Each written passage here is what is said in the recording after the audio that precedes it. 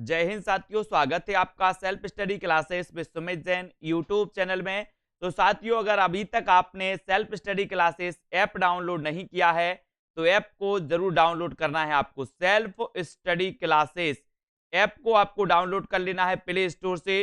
यहाँ पर दोस्तों आपका संपूर्ण कोर्स, हिंदी साहित्य का संपूर्ण कोर्स यहाँ पर उपलब्ध हो चुका है और ये कोर्स आपका मात्र 1200 रुपए में उपलब्ध है दोस्तों। 50% ऑफ 1200 रुपए में हिंदी साहित्य का संपूर्ण कोर्स उपलब्ध है।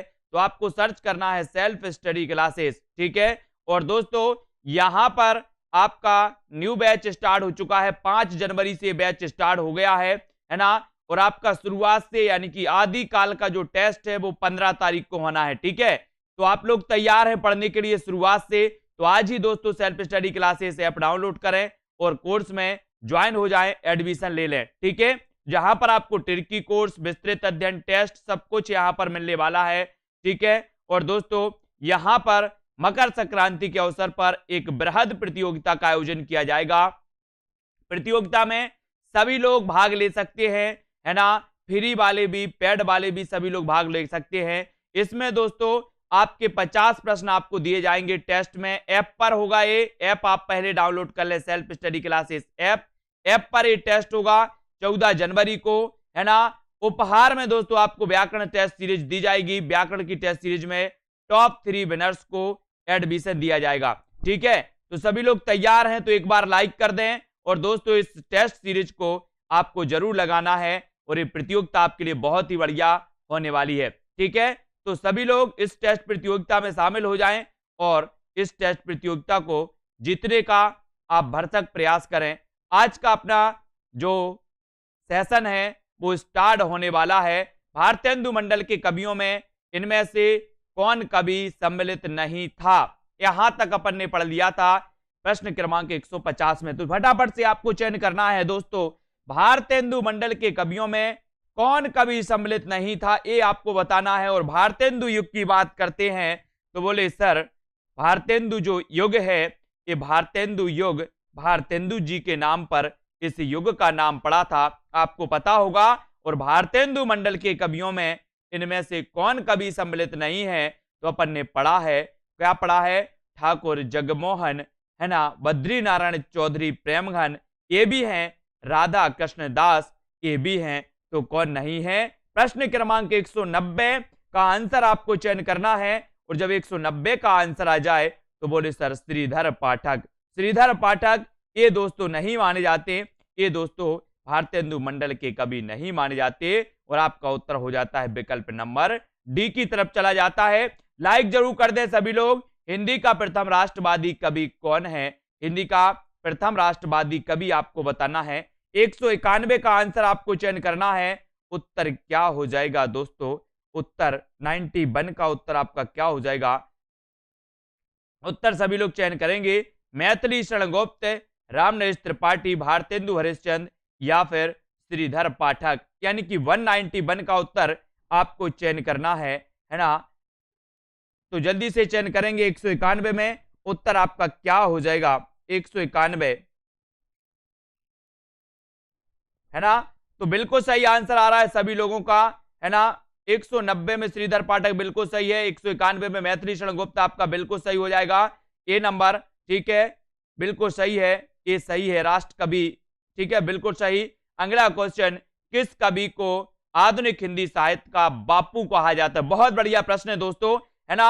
इसको आपको बहुत अच्छे से पढ़ना है। और दोस्तों ये रोज क्लास अपनी 9 बजे होती है, ये सेशन, है ना। पेड मेंबर की एक लाइव क्लास होती है शाम को 5:30 बजे, 5:30 बजे लाइव क्लास होती है पेड मेंबर की, है ना। और ये 9 बजे क्लास आप सब लोगों की होती है, कॉमन होती है ना। सभी लोग, रेखा जी एक बार जल्दी से लाइक कर दो। किस कवि को आधुनिक हिंदी साहित्य का बापू कहा गया है? भवानी प्रसाद मिश्र, सियाराम शरण गुप्त, काका कालेलकर या फिर मैथिली शरण गुप्त। और बोले सर बापू की अगर बात करोगे तो बापू का उत्तर हो जाएगा क्या? किस कवि को हिंदी साहित्य का बापू कहा जाता है? उत्तर क्या हो जाएगा? उत्तर बताओ।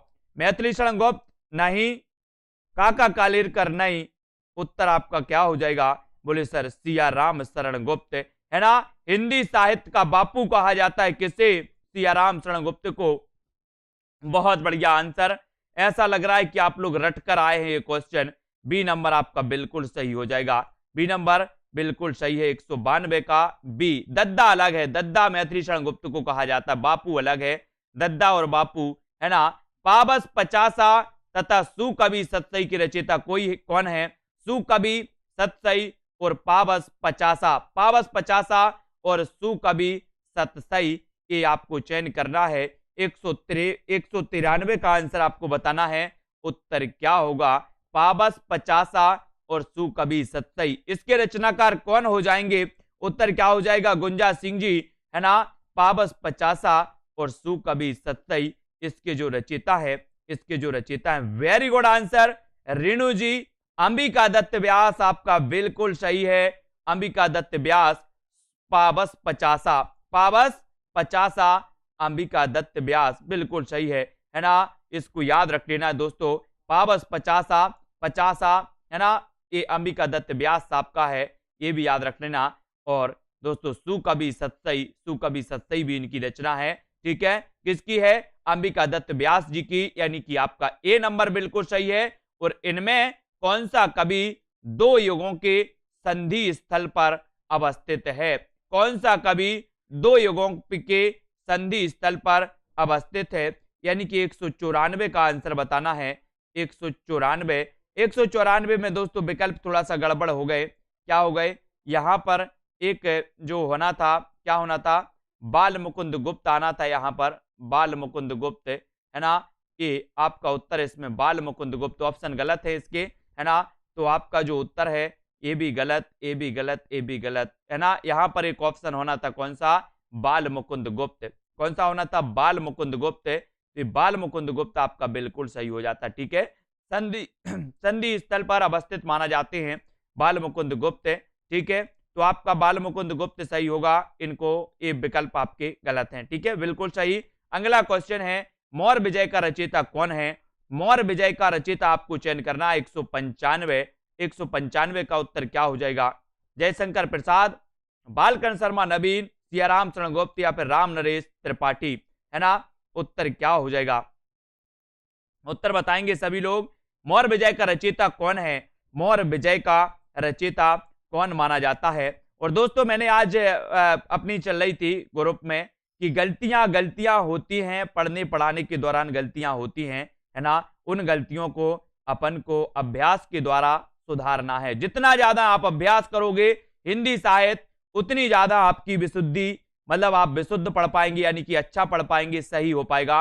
अभ्यास करना है, जितना आप अभ्यास करो हिंदी साहित्य उतना अच्छा आपसे आएगा है ना, याद रख लेना। और दोस्तों आप अभ्यास नहीं करोगे तो वहीं अटके रहोगे कि इसका उत्तर क्या होगा, उसका उत्तर क्या होगा, ये गलत कहाँ है ना। गलत और सही कैसे पहचानना है, इसके लिए अभ्यास जरूरी है। ठीक है, आपने पुस्तकें देखी, हमने भी पुस्तकें देखी, गलतियां सभी पुस्तकों में मिलती हैं है ना। इसलिए गलतियों को नकारा नहीं जा सकता। हमसे भी गलती होती है, आपसे भी गलती होती है, लेकिन उन गलतियों को सुधारना है अपन को। ठीक है, तो मौर्य विजय के रचयिता कौन है? सियाराम शरण गुप्त। सियाराम शरण गुप्त, यानी कि सी नंबर आपका बिल्कुल सही हो जाएगा। सी नंबर आपका सही हो जाएगा है ना। मुझसे भी गलतियां होती हैं, लेकिन अगर मुझे गलती होती है और मैं फिर उसको बाद में चेक करता हूं, तो मैं दोस्तों आपको बताता हूं बाद में कि ये यहां पर गलती हुई है, इसको सुधार लो है ना। तो सियाराम शरण गुप्त आपका बिल्कुल सही होगा। मौर्य विजय के रचयिता सियाराम शरण गुप्त। ठीक है, इसको याद रख लेना। किस कवित्री को हिंदी के विशाल मंदिर की वीणा पाणी कहा जाता है? और गलती उन्हीं से होती है जो काम करते हैं, जो काम करते ही नहीं उनसे गलती कहां से होगी है ना। इसलिए अभ्यास करो, काम करो है ना। गलती उन्हीं से होती है जो करते हैं, जो करते ही नहीं उनसे गलती भी नहीं होती है ना। तो किस कवित्री को हिंदी के विशाल मंदिर की वीणा पाणी कहा जाता है? 196 का उत्तर आपको चयन करना। सुभद्रा कुमारी चौहान, महादेवी वर्मा, मीराबाई या फिर तारा पांडे। उत्तर बताएंगे 196।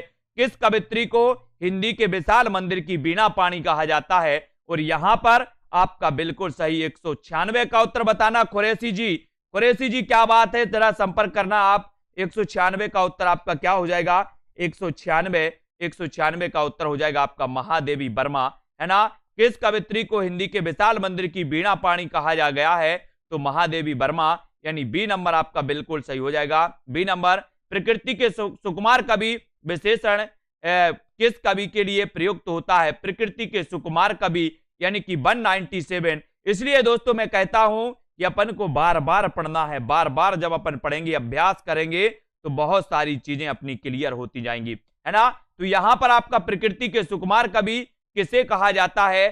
तो सुमित्रानंदन पंत, गिरजा कुमार माथुर, निराला या फिर भारतेंदु हरिश्चंद्र।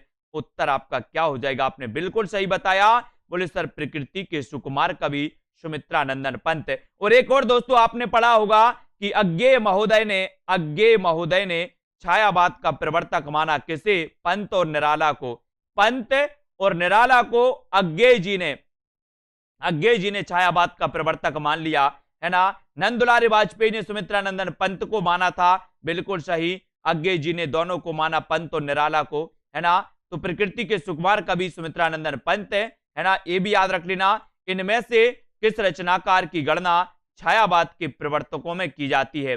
किसकी की जाती है? 198 का आंसर आपको बताना है। कल छायावाद का टेस्ट है, बैच नंबर 1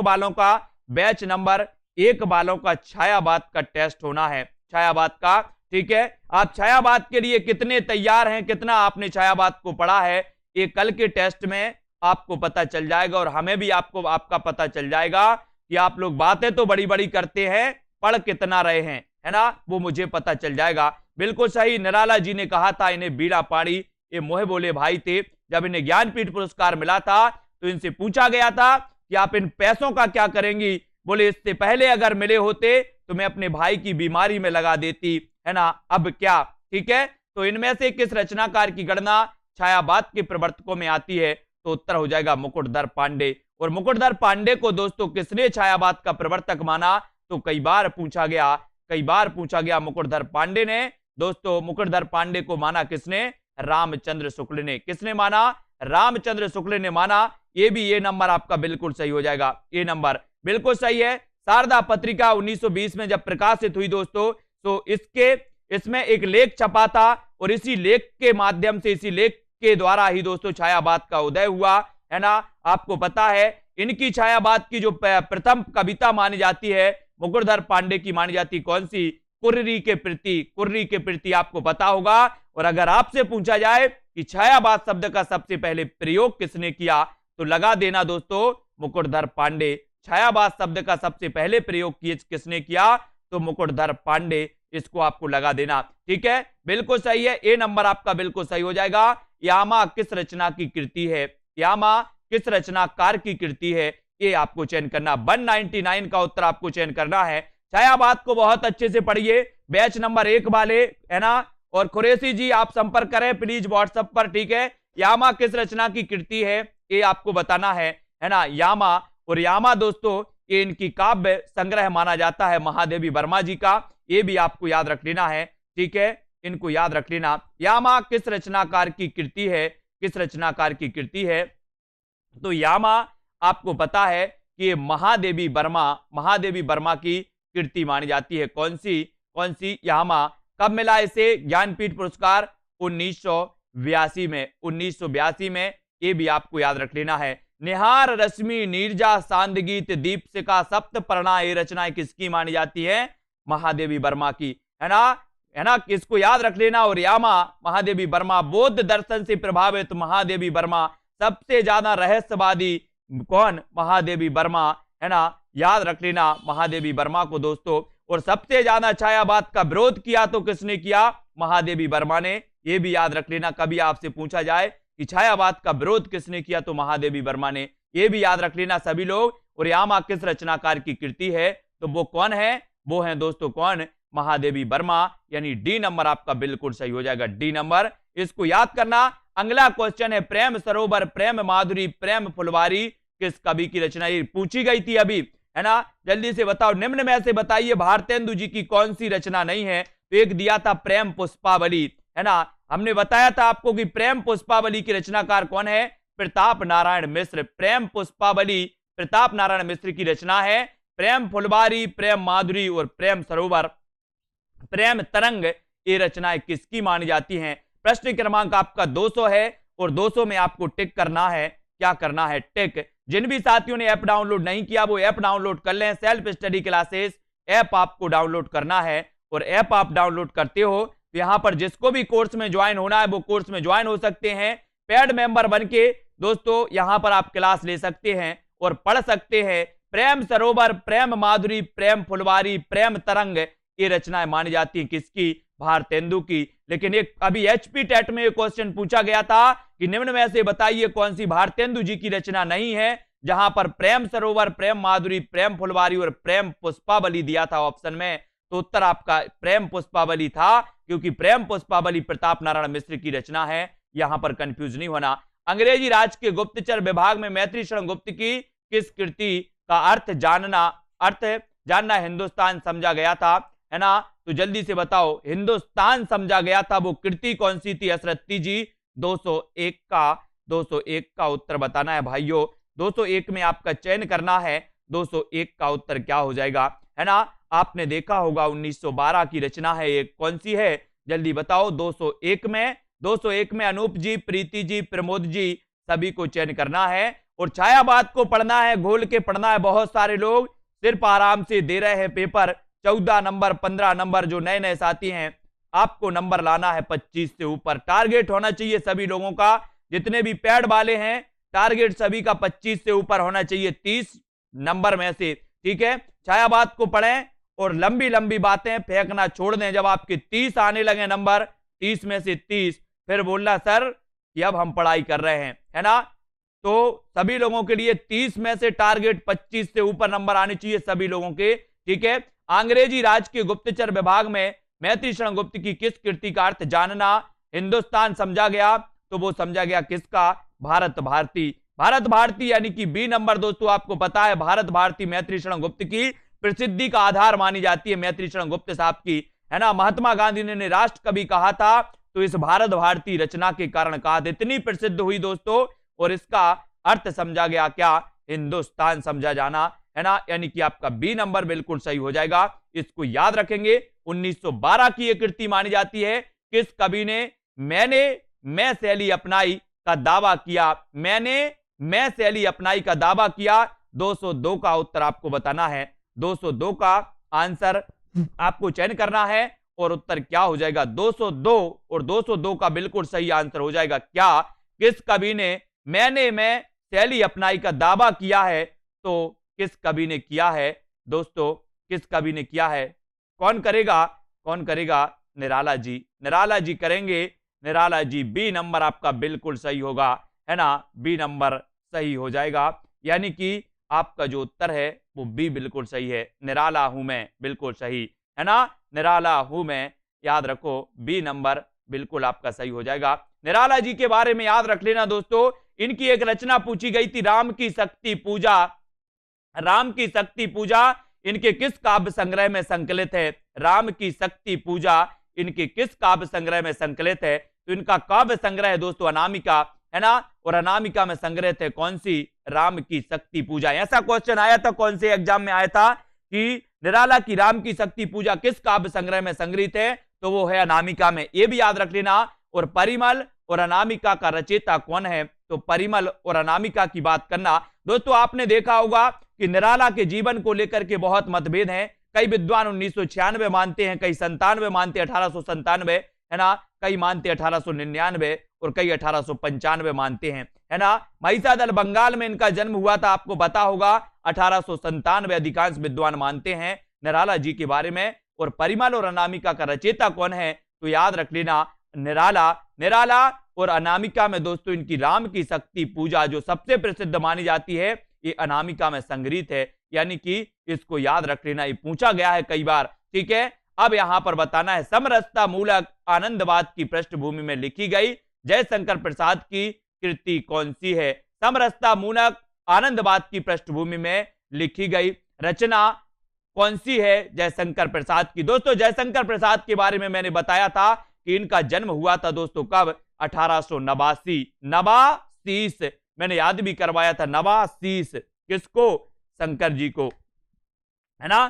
तो भूलना नहीं। 1897 में निराला, है ना? 1889 में जयशंकर प्रसाद और शंकर जी को नवासीस नवाशीष, इसको याद रख लेना है। ठीक है, नवाशीष यानी कि आपका उत्तर क्या होगा, लिखी गई जयशंकर प्रसाद की कृति कौन सी है, तो इनकी जो कृति मानी जाएगी 204 का आंसर वो है समरसता मूलक आनंदवाद की पृष्ठभूमि में लिखी गई है कामायनी। कौन सी लिखी गई, कामायनी। कितने सर्ग हैं, 15। रचना काल क्या है, 1935। ठीक है, और इसका प्रथम सर्ग कौन सा है, बोले सर चिंता। चिंता है कामना की चिंता है कि पूरी होगी कि नहीं, है ना, और जब पूरी हो जाती है तो अंत में क्या, आनंद आ जाता है, आनंद। तो चिंता और आनंद, चिंता प्रथम, आनंद आखिरी, है ना, याद रख लेना दोस्तों।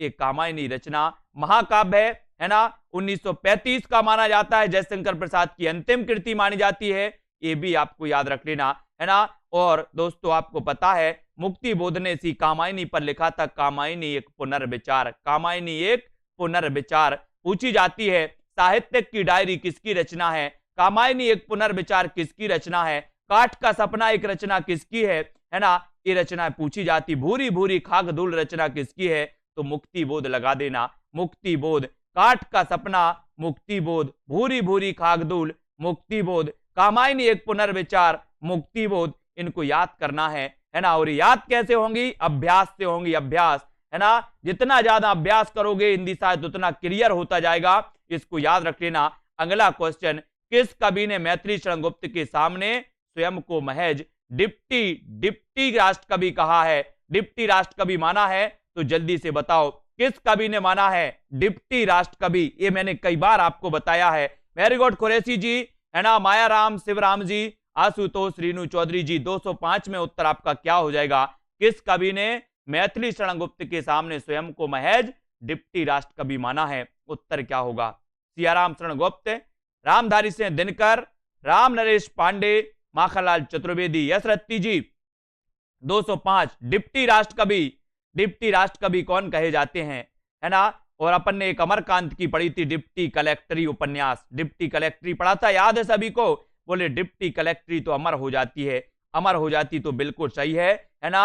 डे महज डिप्टी राष्ट्र कवि हैं कौन, दिनकर जी, दिनकर जी हैं दोस्तों, यानी कि आपका जो बी नंबर है, बी नंबर दिनकर आपका बिल्कुल सही हो जाता है ना। इनकी दोस्तों अपन ने पढ़ी थी कौन सी, रेती के फूल, रेती के फूल बोले दिन में फूलते हैं, हुंकार, कुरुक्षेत्र, है ना, कुरुक्षेत्र, इनकी रचनाओं को पढ़ना है। संस्कृति के 4 अध्याय, है ना, इनकी हुंकार कृति मानी जाती है, प्रगतिवादी रचना मानी जाती है हुंकार, किसकी, दिनकर जी की। तो इसको याद रख लेना दोस्तों, दिनकर जी को, है ना। और महज डिप्टी राष्ट्र कवि दिनकर जी को कहा जाता है। आग का राग का कवि इन्हें कहा जाता है, अनल का कवि इन्हें कहा जाता है, ये भी आपको याद रख लेना दिनकर जी को, है ना।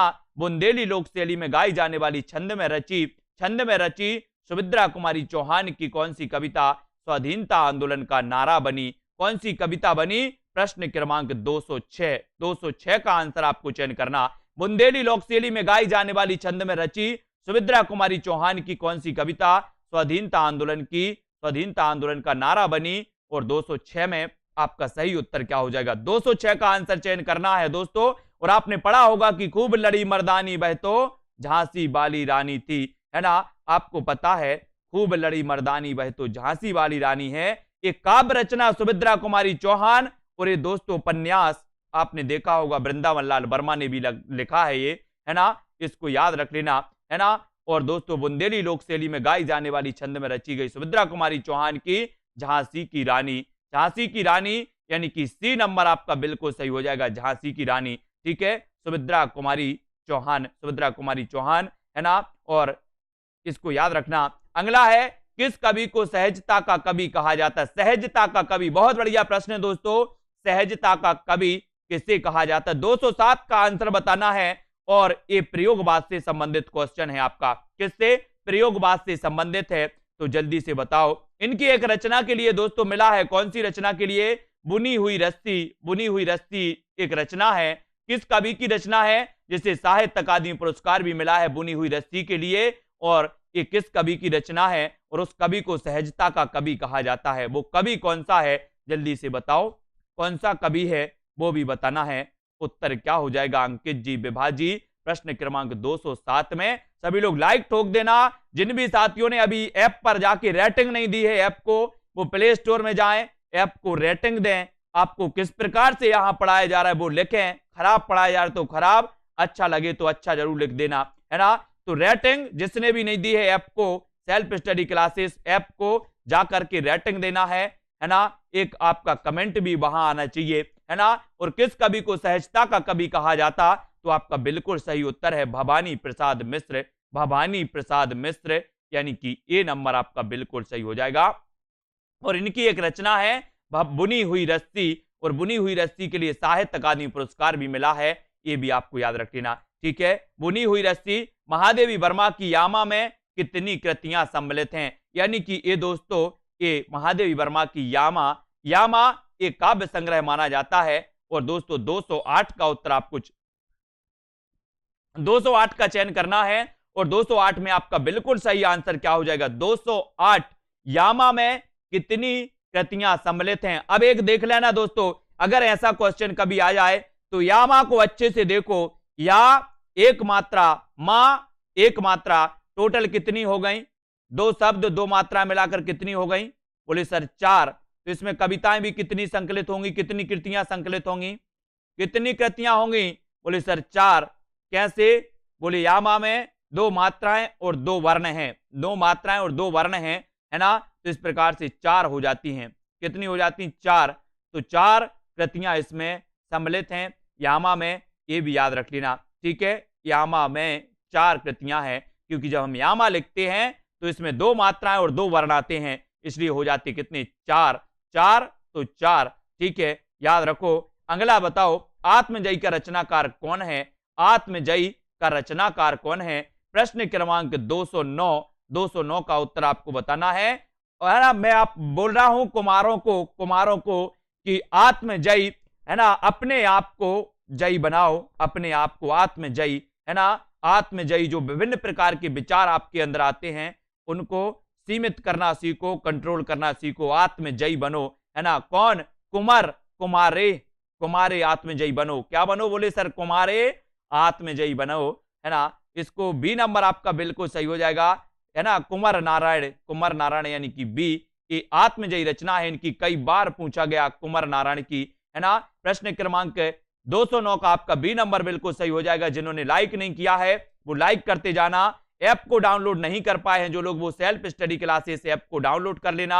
यहां पर आपको फ्री मटेरियल भी है, प्लस मटेरियल भी है ना, सभी को देना है। ब्रज भाषा के आधुनिक कवि इनमें से कौन है। ब्रज भाषा की जब भी बात होती है दोस्तों, तो हम भक्ति काल में, रीति काल में, सूफी काव्यधारा में ब्रज भाषा का चरम रूप देखते हैं, है ना। फिर ये जाकर के दोस्तों भारतेंदु युग में, ये भारतेंदु युग में थोड़ी सी कमजोर पड़ती है और मात्र काव्य तक सीमित रह जाती है ना। फिर जाते हैं द्विवेदी युग में, तो ब्रज भाषा का रूप ले लेती है कौन सी, खड़ी बोली, है ना। तो ये भी पूछा गया है दोस्तों कि भारतेंदु युग में काव्य की भाषा क्या थी, भारतेंदु युग में काव्य की भाषा क्या थी, तो आपको लगाना ब्रज, काव्य की भाषा ब्रज ही थी भारतेंदु में, और गद्य की भाषा थी दोस्तों खड़ी बोली। और जब भारतेंदु युग में पहुंचे, द्विवेदी युग में पहुंचे, तो महावीर प्रसाद द्विवेदी ने खड़ी बोली का खुलकर समर्थन किया और काव्य की भाषा बन गई खड़ी बोली। और खड़ी बोली छायावाद तक पहुंचते पहुंचते दोस्तों ये खड़ी बोली का स्वर्ण युग कहलाने लगा। कौन सा, छायावाद युग। कभी आपसे पूछा जाए कि खड़ी बोली का स्वर्ण युग कौन सा युग था, तो छायावाद युग, छायावाद युग खड़ी बोली का स्वर्ण काल कहलाता है। और ब्रज भाषा के आधुनिक कवि इनमें से कौन है, यानी कि 210 का आंसर आपको चयन करना। तो ब्रज भाषा जगन्नाथ दास रत्नाकर, जगन्नाथ दास रत्नाकर, यानी कि आपका उत्तर हो जाएगा बी नंबर, बिल्कुल सही हो जाएगा B number. Very good, B number बिल्कुल सही है। कुरैशी जी, अगला क्वेश्चन है, कैदी और कोकिला रचना किस प्रकार की रचना है। दोस्तों आपको बताना है कैदी और कोकिला, है ना। कैदी रहते हैं, है ना, कैदी जब जेल में रहते हैं तो दोस्तों आपको पता है कि कोकिला बोल उठती है, यानी कि कोयल बोलती है, तो इसका जो विद्रोह का स्वर होता है और भी दोस्तों क्या हो जाता है, पक्का हो जाता है ना। एक कैदी और कोकिला, बोले सर कोकिला की बात करते हो तो कोकिला को भी माखन चाहिए और कैदी को भी माखन चाहिए, याद करने का एक अलग डिफरेंस तरीका, है ना। दोस्तों अपन को इतनी गहराई पर नहीं जाना है, इतना गहरा नहीं पढ़ना है, क्योंकि गहरा पढ़ना उनके लिए होता है जिनने रेगुलर 2 से 3 साल अध्ययन किया है, उन साथियों को गहरा पढ़ना मजा आता है, और जो साथी बिजली के कीड़ा हैं कि एक एग्जाम आ गया और 2 महीना पढ़ना है, 1 महीना पढ़ना है, वो गहराई से नहीं पढ़ सकते, है ना। वो गहराई से पढ़ेंगे तो क्या हो जाएंगे, छूट जाएंगे। तो 2 महीने जो पढ़ते हैं, 1 महीने के लिए जो पढ़ने आते हैं, 2 महीने के लिए जो पढ़ने आते हैं हिंदी साहित्य को, है ना, उनको ज्यादा गहराई में मजा भी नहीं आता, और उनको गहराई से वो पढ़ेंगे तो उनको ये टाइम पर्याप्त नहीं होता, है ना। 2-3 साल से आप रेगुलर अध्ययन कर रहे हो, तब हिंदी साहित्य के सार को समझ पाओगे, है ना, गहराई पर पहुंच पाओगे, है ना। और कैदी और कोकिला रचना किस रचनाकार की है, तो माखनलाल चतुर्वेदी। माखनलाल चतुर्वेदी, यानी कि आ नंबर आपका बिल्कुल सही हो जाएगा। ठीक है, अंग्रेजों के विरुद्ध स्वर बिल्कुल सही है। इनमें से हरिवंश राय बच्चन की रचना कौन सी है। हरिवंश राय बच्चन आपको पता है दोस्तों, हालाबाद के प्रवर्तक माने जाते हैं। हालाबाद के प्रवर्तक माने जाते हैं कौन, एक क्वेश्चन पूछा गया था अभी पंजाब में, हालाबाद के प्रवर्तक कौन है, बोले सर हरिवंश राय बच्चन, है ना। तो उत्तर क्या हो जाएगा, क्या हो जाएगा, हरिवंश राय बच्चन हालाबाद के प्रवर्तक कौन है, हालाबाद के प्रवर्तक माने जाते हैं कौन, कौन माने जाते हैं, हालाबाद के हरिवंश राय बच्चन। और बोले सर हरिवंश राय बच्चन की कौन सी, मधुबाला, है ना, मधु कलश, और दोस्तों मधुशाला और निशा निमंत्रण। अब देखो इनमें से हरिवंश राय बच्चन की रचना कौन सी है, खा गए ना, बताओ कौन सी है, निशा निमंत्रण, मधुशाला, मधु कलश और मधुबाला। क्या लगा रहा है उत्तर, जल्दी जल्दी बताओ। ऐसी मिस्टेक होती है दोस्तों पुस्तकों में, है ना, ऐसी मिस्टेक होती हैं। चारों ऑप्शन सही है ना। हरिवंश राय बच्चन की कौन सी रचना है, मधुबाला भी है, मधुशाला भी है, मधु कलश भी है ना, और निशा निमंत्रण भी है ना। पूरे ऑप्शन सही हैं चारों, ठीक है, चारों सही हैं, यानी कि आपका बिल्कुल चारों सही, ये चारों रचनाएं हैं किसकी, हरिवंश राय बच्चन की, मधुबाला, मधु कलश, मधुशाला और निशा निमंत्रण, है ना। बढ़िया किया कि चारों रचनाएं दे दी, पता तो चली। ठीक है, अगला क्वेश्चन, आंसू की बालिका किस कवि की रचना है। आंसू बताना है, आंसू 213 का आंसर, 213 और 13 का चक्कर, बोले सर 13 मेरा का चक्कर बहुत खतरनाक है ना। 213 में आपको बताना है और उत्तर बताओगे। आंसू की बालिका किस कवि की रचना है, आंसू की बालिका, आंसू नहीं, नहीं तो आंसू वो समझ लो आप जयशंकर प्रसाद का, आंसू नहीं, आंसू की बालिका, आंसू की बालिका ये किस कवि की रचना है, उत्तर क्या हो जाएगा, 213 आंसू की बालिका। और दोस्तों आंसू की बालिका ये रचना, उत्तर क्या हो जाएगा दोस्त, आंसू की बालिका आपका उत्तर हो जाएगा सुमित्रा नंदन पंत। सुमित्रा नंदन पंत यानी कि बी नंबर, आपका बी नंबर बिल्कुल सही हो जाएगा। पंत जी की रचना है आंसू की बालिका, है ना, बी नंबर आपका बिल्कुल सही है। आधुनिक हिंदी में राम काव्य का लोकप्रिय प्रबंध काव्य कौन सा है, राम काव्य का लोकप्रिय प्रबंध काव्य आपको बताना है। बहुत बढ़िया प्रश्न है। आधुनिक काल में 214 का उत्तर बताना है ना। और सभी लोग बिल्कुल आप ऐप को डाउनलोड जरूर कर लें। ऐप को डाउनलोड कर लेते हैं तो यहां पर हिंदी साहित्य का कंप्लीट कोर्स, विस्तृत भी, ट्रिकी भी, टॉपिक वाइज टेस्ट भी, सब कुछ उपलब्ध है। तो जिन भी साथियों को हिंदी साहित्य बहुत अच्छे से पढ़ना है, जो पढ़ना चाहते हैं, है ना, जो एग्जाम क्वालिफाई करना चाहते हैं, अच्छे से पढ़ना चाहते हैं, व्यवस्थित क्रमबद्ध पढ़ना चाहते हैं, वो दोस्तों आ जाए कोर्स पर, कोर्स को ज्वाइन कर लें, है ना। और आपकी पढ़ाई यहां पर व्यवस्थित पूरी बहुत अच्छे से होगी, है ना। हर एक प्रकार से आधुनिक हिंदी में राम काव्य का लोकप्रिय प्रबंध काव्य, और प्रबंध काव्य की अपन ने कई बार बात की है कि सर आधुनिक काल में जैसे हमने देखा था कि रामचरितमानस ये राम काव्य पर प्रथम महाकाव्य माना जाता है ना। तो ये आपको पता है दोस्तों, ये द्वितीय महाकाव्य है राम काव्य पर आधारित, कौन सा, साकेत। साकेत 12 सर्ग हैं, 1931 इसका रचना काल माना जाता है साकेत का, है ना। और मैत्री शरण गुप्त का ये माना जाता है दोस्तों साकेत महाकाव्य, है ना, राम काव्य पर आधारित। यानी कि आपका उत्तर क्या हो जाएगा, साकेत, यानी सी नंबर आपका बिल्कुल सही है। मनुष्यों की मुक्ति की तरह कविता की भी मुक्ति होनी चाहिए। बहुत बढ़िया प्रश्न है। 215 का आंसर, कविता की मुक्ति की तरह, कविता मनुष्य की मुक्ति की तरह भी कविता की मुक्ति होनी चाहिए। 215 का उत्तर लगाना है। कॉमन सेंस इस प्रश्न में लगा देना है कि मुक्ति की बात किसने की थी, मुक्त छंद की बात किसने की थी, छंद मुक्त रचना किसने लिखी थी। तो उत्तर क्या हो जाएगा? उत्तर बताएंगे। मनुष्यों की मुक्ति की तरह कविता की भी मुक्ति है ये किसने कहा होगा? बोले सर मुक्त छंद की बात करने वाले, मुक्त छंद के प्रवर्तक माने जाते हैं कौन? कौन माने जाते हैं? निराला जी। निराला यानी कि आपका जो आ नंबर है, बिल्कुल निराले कवि हैं दोस्तों, ये निराले कवि हैं निराला जी, है ना। और आ नंबर आपका बिल्कुल सही है। मनुष्यों की मुक्ति की तरह भी कविता की मुक्ति होनी चाहिए। सूर्यकांत त्रिपाठी निराला, है ना। 1897 में जन्म माना गया इनका, 1897, 1899, 95, कई विद्वानों ने अलग अलग माना है ना। उर्वशी का रचनाकार कौन है? उर्वशी का रचनाकार कौन है ये आपको बताना है। उर्वशी के रचनाकार कौन है दोस्तों? ये वही उर्वशी है जिसे 1972 में ज्ञानपीठ पुरस्कार मिल गया। और इस उर्वशी के रचनाकार कौन है? तो उत्तर क्या हो जाएगा? बोले सर धर्मवीर भारती की नहीं है, मैत्री शरण गुप्त की नहीं है, कुमार नारायण की नहीं है, अगर उर्वशी की बात करनी है तो क्या करो? उर्वशी रामधारी सिंह दिनकर की उर्वशी दोस्तों 1972 में इसे ज्ञानपीठ पुरस्कार मिल गया। और डी नंबर आपका बिल्कुल सही हो जाएगा। डी नंबर आपका बिल्कुल सही है। अगला क्वेश्चन, चुभते चौपदे और चोखे चौपदे किस कवि की काव्य कृति है? चुभते चौपदे और चोखे चौपदे ये बताना है आपको। अयोध्या से उपाध्याय हरिऔध, श्रीधर पाठक, बद्री नारायण चौधरी प्रेमघन, जगन्नाथ दास रत्नाकर। उत्तर क्या हो जाएगा? प्रश्न क्रमांक आपका 217 है। और चुभते चौपदे और दोस्तों चोखे चौपदे ये रचनाएं पूछी जाती हैं, है ना। कई बार पूछी गई और पूछी जाती हैं, तो आपने उत्तर क्या लगाया? बहुत बढ़िया, है ना। जब अपन अयोध्या से उपाध्याय हरिऔध के बारे में पढ़ते हैं तो इन्हें कवि सम्राट कहा जाता है। इन्हें क्या कहा जाता है? कवि सम्राट अयोध्या से उपाध्याय हरिऔध, है ना। इनकी प्रथम रचना मानी जाती है कौन सी? रस कलश। कौन सी मानी जाती है इनकी? रस कलश। ये भी आपको याद रख लेना, रस कलश इनकी प्रथम रचना है अयोध्या से उपाध्याय हरिऔध की। और दोस्तों, है ना, इन्होंने एक खड़ी बोली का प्रथम महाकाव्य लिखा। उस महाकाव्य का नाम क्या है? बोले सर प्रिय प्रवास। क्या नाम है?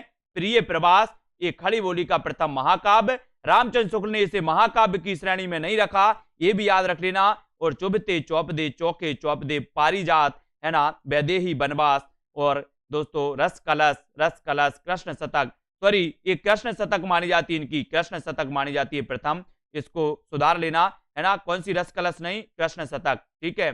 कृष्ण शतक इनकी प्रथम मानी जाती है ना। और रस कलश इनकी नहीं, है ना। कृष्ण शतक इसको सुधार लेना। वैदेही वनवास अयोध्या से उपाध्याय हरिऔध की रचना कृष्ण शतक इनकी प्रथम मानी जाती है, इसको सुधार लेना सभी लोग, है ना।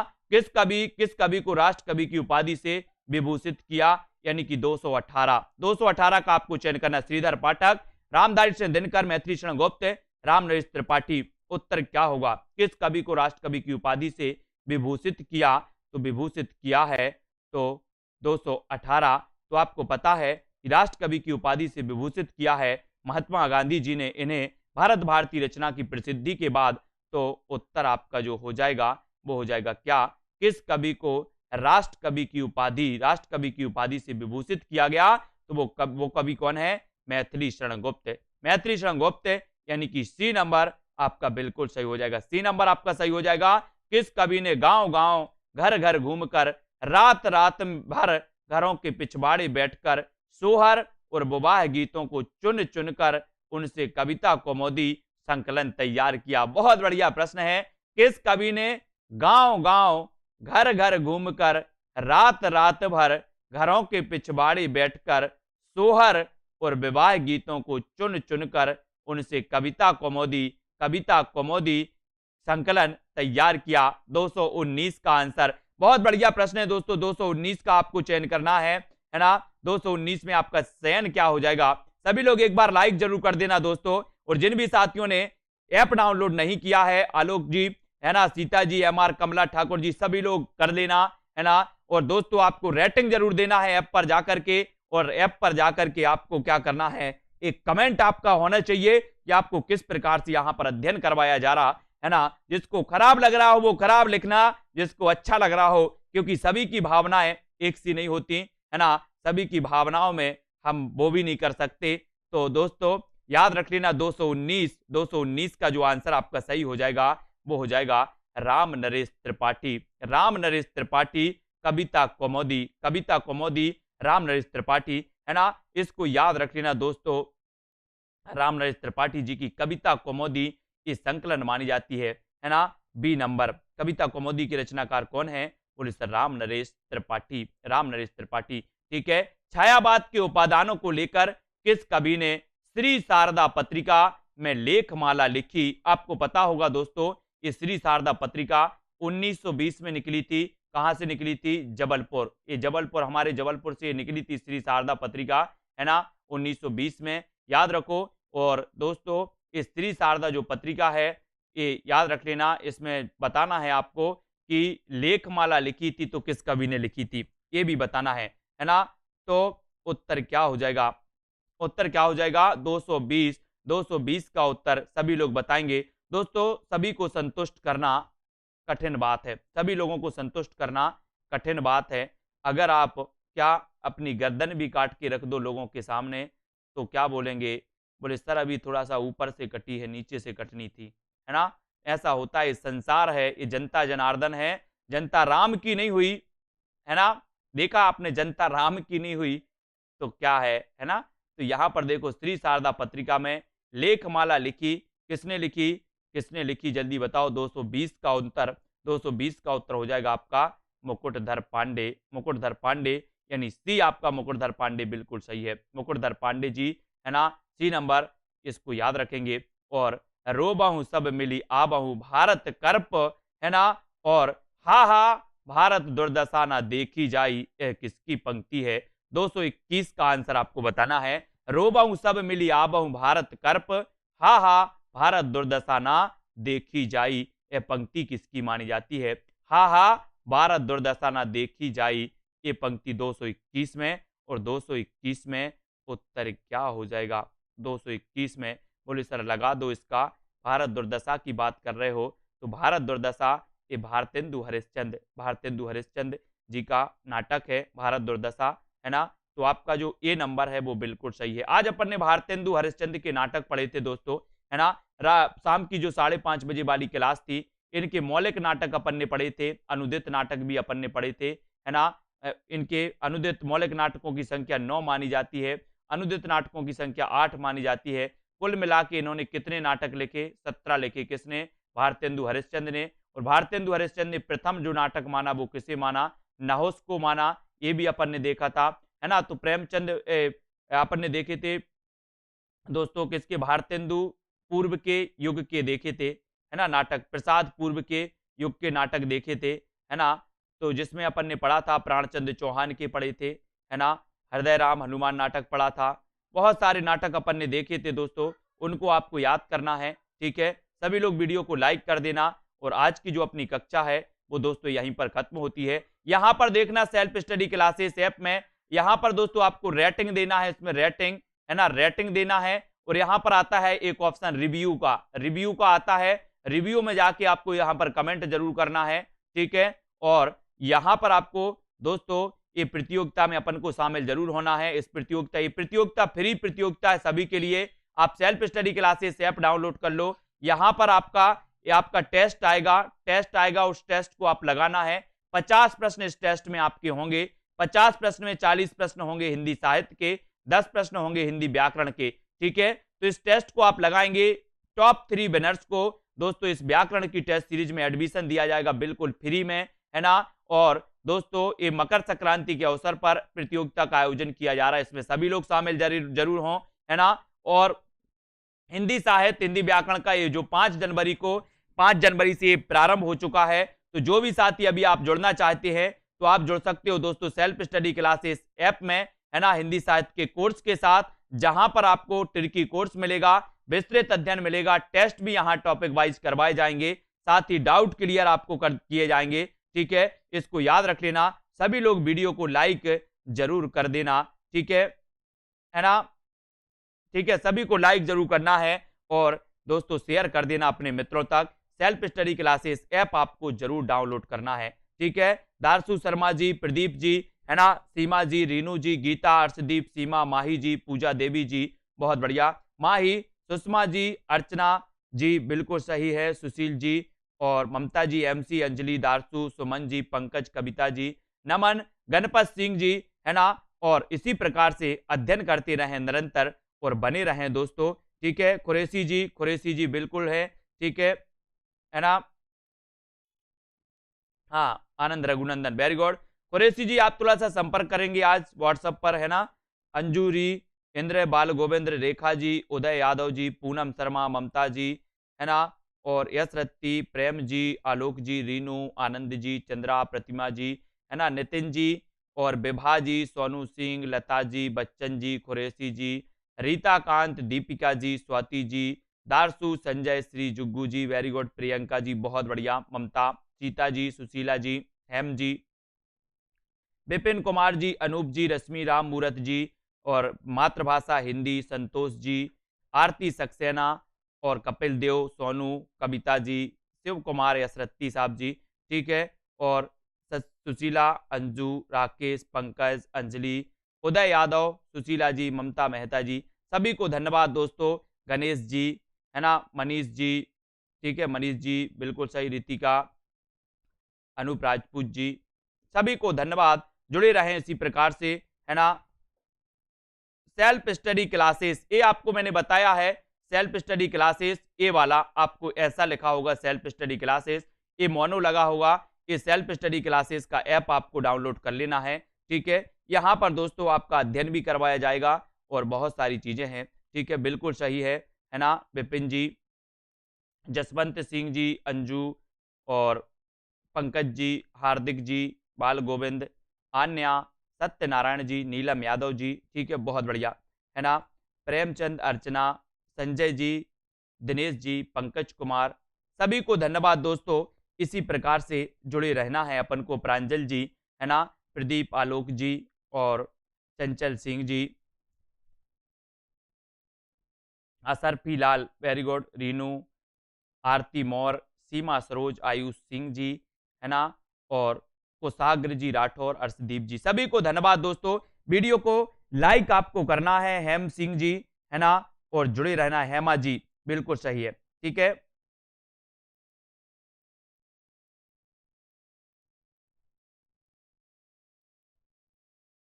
अनीता जी, अंजू जोशी जी, अर्चना ठाकुर, अभिलाषा जी रावत, ममता जी, नमन कुमार जी, यशरत्ती जी, ठीक है, सभी को धन्यवाद। जय हिंद, ठीक है। विकास चंद्रा, श्री